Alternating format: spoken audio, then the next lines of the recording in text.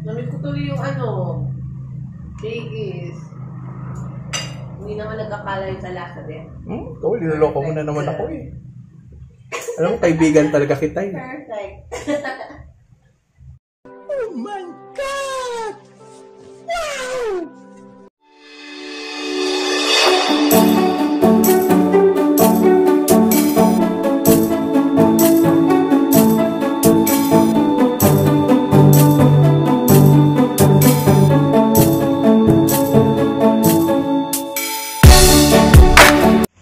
Hello mga kvxats! Welcome back sa aking channel. So kung bago pa lamang kayo sa aking channel, huwag nyo nang kalimutang mag-subscribe at i-hit yung notification bell para ma-update kayo lagi sa aking mga uploads. So today, gagawa tayo ng simpleng-simpleng tuna pasta. Ito yung madalas na ginagawa ko pag wala na akong masyadong budget, pag close to payday na.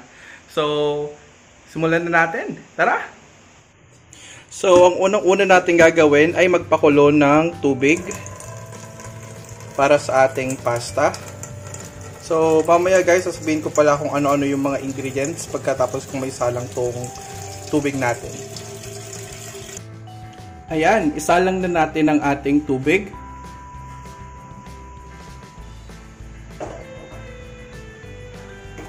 Tapos, maglalagay lang tayo ng mantika.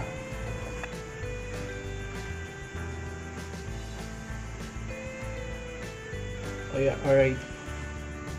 Kaya tayo naglalagay ng mantika guys ay nais nating masiguro na hindi magdidikit-dikit ang ating noodles. Itemplahan na natin ng tubig natin ng asin para magkalasa din ng ating noodles. Siguro mga 1 tablespoon for a 1 kilo pasta. Kailangan natin ng onions, garlic. Yeah, boy. Ang iba pa nating mga ingredients ay salt, Himalayan salt siya ulit. Black pepper. Although white sauce yung gagawin natin guys, black pepper pa rin yung ginagamit ko kasi wala akong available na white pepper na nakita sa grocery. Tapos, yung onions natin, pwede kayong ng white onions or pwede rin ito kung walang available yung red onions. Century tuna, dito sponsored. All-purpose cream, buttonhead mushrooms, yung pieces and stems na para hindi na tayo mahirapan sa pag-slice. Cream of mushroom, yung in-can para mas masarap. Lastly, yung combined na oregano natin at saka basil. So, equal part siya. Ayan guys, kumukulo na ang ating tubig. So, ilalagay na natin ang ating pasta. So, ang pasta pala na ginagamit ko guys ay El Real. 1 kilo ito. Pinaka-paborito ko talaga ang El Real kasi never ako nagkakamali sa pagluto nito.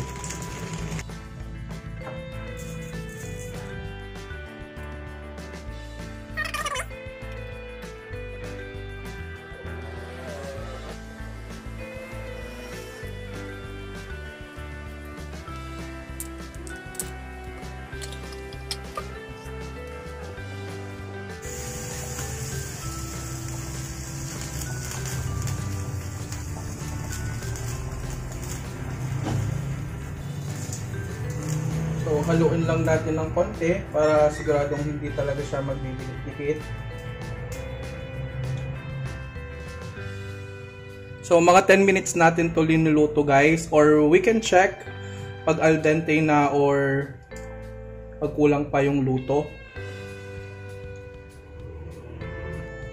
So, dagdag kaalaman lang guys, ang al dente ay isang Italian word na ibig sabihin ay to the tooth. Ibig sabihin, kaya mo nang nguyain yung pasta. So, yung mga ibang chefs, para matest nila kung al dente na yung isang pasta, binabato nila to sa isang tiles or isang wall. Pag yung pasta nag-stick sa wall, ibig sabihin, al dente na. I-test na natin ang ating pasta kung pwede na. So, kukuha ko ng isang noodle. para matest. Ayan, pwede na siya for me. So, ang next na step na gagawin natin, i-drain na natin siya. Tapos, huhugasan ng tubig para mag-stop yung cooking process niya. So, kailangan natin ng colander. Medyo maliit yung colander ko, guys. Wala pang pambili ng malaki. Sa mga nanonood, mga aking kapamilya, baka naman. So, bali ang gagawin ko na lang po, lalagyan ko na lang po ng water to.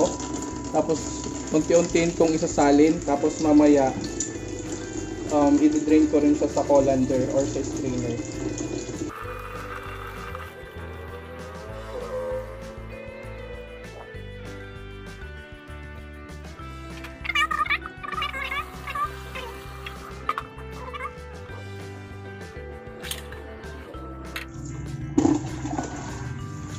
Matrabaho lang guys kasi nga wala akong mga kagamitan. Sa aking mga kamag-anak, baka naman open po ang sponsorship.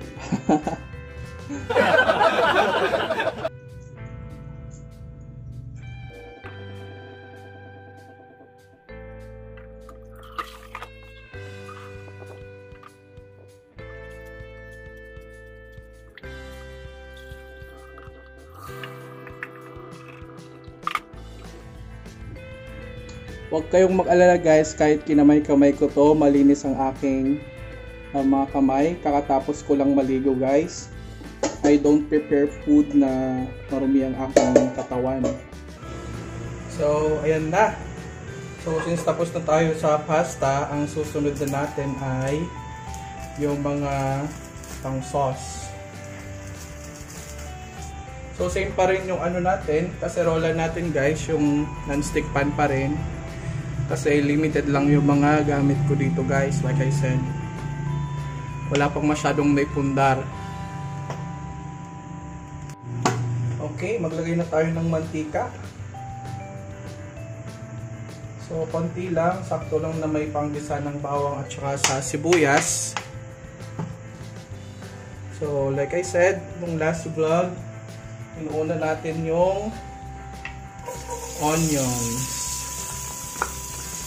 Ay, mali pala. Ang magmahal palang unahin natin.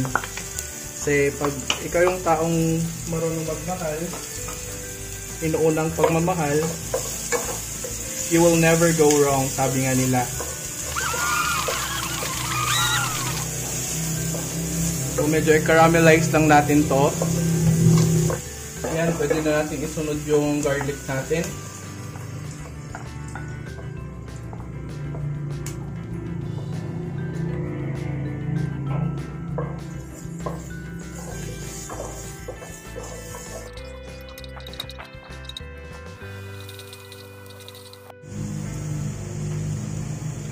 Yan, pwede natin isunod ang ating tuna. So guys, option nyo rin kung ang pipiliin nyo ay yung spicy tuna or yung regular lang. So, ilalagay ko siya, pati yung ano guys, yung oil niya. Kasi healthy naman yung oil niya guys. If I'm not mistaken, this is soybean oil. Check natin. Yun, soya oil. Tama. So, tatlo yung ilalagay natin para mas madami.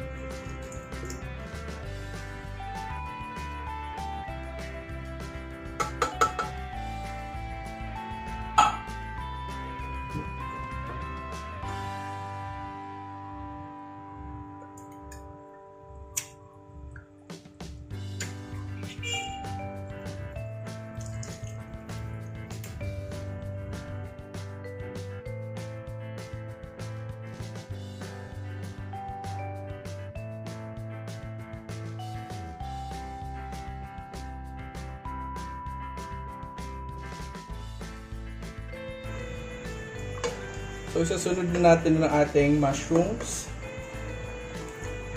Ayan, dami. Mas masarap. Mas masarap pa sana guys pag fresh ito. So guys, isusunod na natin ang ating cream of mushroom. Ayun, napaka-thick niya. By the way guys, pag nagluto pala ako ng white sauce, hindi talaga ako naglalagay ng water.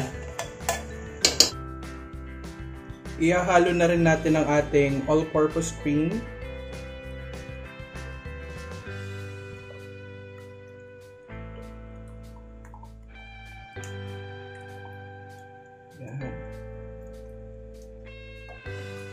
Yan. Yan. Ito na yun.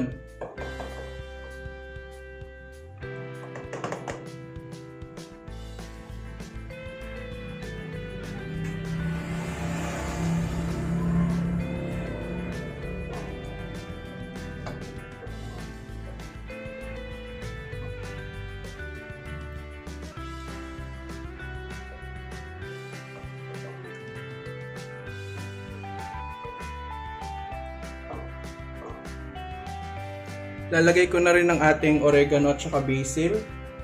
Lalagay ko lahat to guys. Mas masarap siya pag may herbs yung pasta mo. Ilagay na natin ang ating black pepper. Okay. Tapos titikman na natin bago tayo maglagay ng Himalayan salt.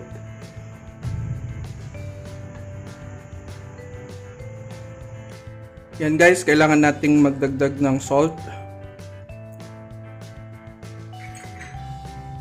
Kasi kulang yung lasa niya. Kulang ang lasa.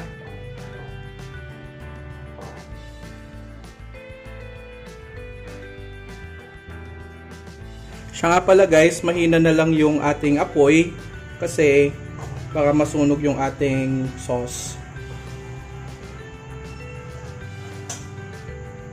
Natin muling titikman.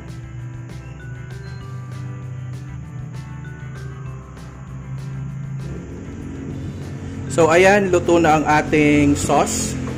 Ngayon, ipi-plating na natin ang ating pasta.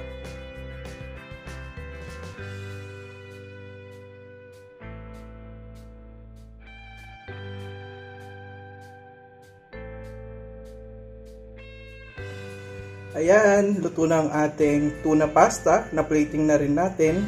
Simpleng-simple lang guys ang pag-plating ko.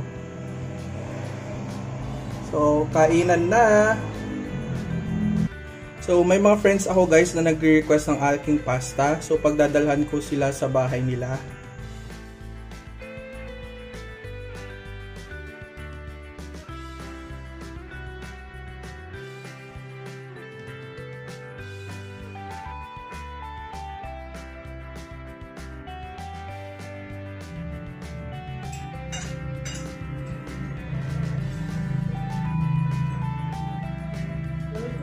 Yung shakeys. Hindi naman nagkakalay sa lahat eh. Ito, niloloko mo na naman ako eh.